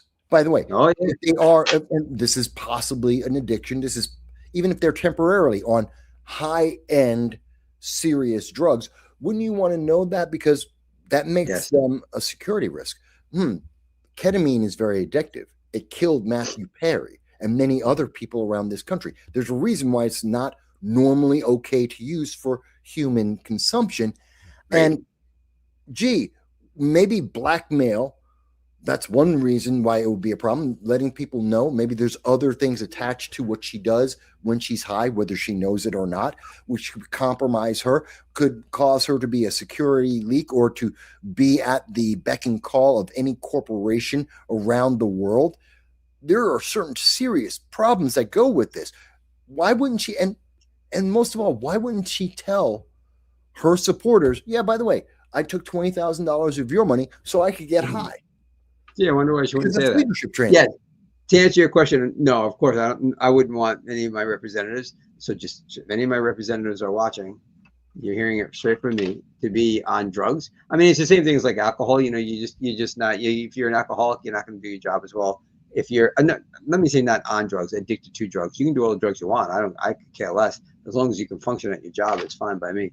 But if you're an addict, the way I hear what you're saying, Michael, is like if you're an addict, then you could become at the whims of the people who are giving you the drug, and that's a whole different. That sets up the bribery, and that sets up, you know, if you're an addict, you're not really focused on your job. But if you're just doing a recreation, like, who cares? You know what I mean? If it's the equivalent of having a drink or two a day, like, have a ball. What's the difference? I don't know about that. I don't know about that. I think there's a big difference between having a beer or even a glass of scotch and getting shots of horse tranquilizer. I said as a 5'4", what is it, 130-pound woman, I think there's a massive difference. Even as a man. That's not what I said. That's not what I said, Michael. That's not what I said. I'm going a little extreme. I know. Yeah, I said if it's the same thing, right? Yeah. If it's the equivalent of drinking, it's no big deal. Like if you're smoking marijuana at home every night instead of having two glasses of wine, who cares? If you're dropping something that's the equivalent of 2 glasses of wine, who cares? No, if you're doing something extreme that can harm your mental capacity, the other 23 hours of the day, then we should care. Particularly if you're in any line of work, we should care. It doesn't matter what your line of work is. But you asked me, somebody who represents me, so yes, I would want to know. So my local mayor, he is not doing that. I can tell you that because I know him very well. That's a benefit in his favor. I would like to think that everyone else, the other 534 members of our House and our Senate aren't on those kind of drugs too. Except now I have to wonder, because it's very obvious, depending on which sides, who you are, some people are being protected and hidden from the public. And like the Epstein file? It was like, yeah, and anytime you get a cohort of people, so you got was it a 535, right? It's 535. It's 535, right? So I'm not counting her. Yeah, the 535 people, you're going to get some who are addicts. You're going to get some who are, of those 535, a certain percentage are child molesters, and a certain percentage are rapists, and a certain percentage are drug addicts and alcoholics. That's just the way it is in the world. Right, every subset is a reflect. Yeah, every subset is a reflection of the greater good. You know what I mean? Of the greater population. Sure. That's just. I mean, they're evil librarians. They're all not nice people, despite the stereotype of us all being nice. I was a librarian for 21 years, if nobody knows it. Once a librarian, always a librarian. I actually got a tattoo that says librarian. So, all right, we're gonna end the show right there. Okay. Starting the show like we ended it, just extemporaneously saying stuff. I love it. Yeah, it's awesome, man. It's been great. I wish Joe was here to say goodnight to him, because he was a great contributor to the show, and looking forward to when we have all 3 folks back again. Just if you've been reading the bottom throughout the show, there will not be a show next week. There's breaking news, and you're ending. What's the news? What? Hal, what's the news? I'll go to CNN right now. What's breaking? Well, CNN is not the choice. They're good with breaking news. Delayed. Right. Pilots raised alarm about hazards of collision years before. Okay, I don't see that. Stock market, Trump deal with Iran. All right. Yeah, it looks like all the same stuff. Are you kidding? Or did you actually see something, Hal? They're breaking news. Let's see what see it. No, it seems like all the same stuff. The plane crash. I'm not downplaying it, but the plane crash. Mullen wins confirmation to lead the DHS as Trump presses GOP on funding. No, I think we're done. Yeah, I don't we see. covered it all, I think, Hal. I Wait, think we let's missed it, see. Hal. Hal, wait, Mark Wayne Mullen. Yeah, I just saw that. Mark Wayne Oh. Mullen confirmed. And there's an explosion at a refinery where? You mean in the Middle East, another attack? Yeah. Well, I would have expected Mark Wayne Mullen to be confirmed. That's not really breaking news. Was expecting that process. Explosion cool, at a no, but- refinery, that's interesting. I don't see that. I didn't see that news. Oh, in Port Arthur, Texas. All In right. Texas. Well, maybe we have a terrorist attack on our hands. We'll have to check that out. All right. Yeah, Thanks for letting us more- know. Well, if something happened, we'll be sure to talk about it next week if it's some sort of terrorist attack. That's for sure. Folks, thanks so much for hanging out and commenting. Let's get Joel on here. When I first heard of the plane crash at LaGuardia, I thought, yeah, I know, A lot right? of people did. Yeah, A lot of people. I heard it in the morning. It was already. I'm in bed by 11:40, so I heard it in the morning. It happened at 11:40 last night. So yeah, I heard it in the morning. So by then it wasn't. But I would have thought that too, man. I definitely would have thought that. All right, folks, we are going to sign off. It's been a great 2 hours. I am loving it. Love this show, and I want to thank everybody out there. I don't know where in the world you are or what time it is in your neck of the woods, but no matter the time, I hope you had a good time. This time, until next time, we will see you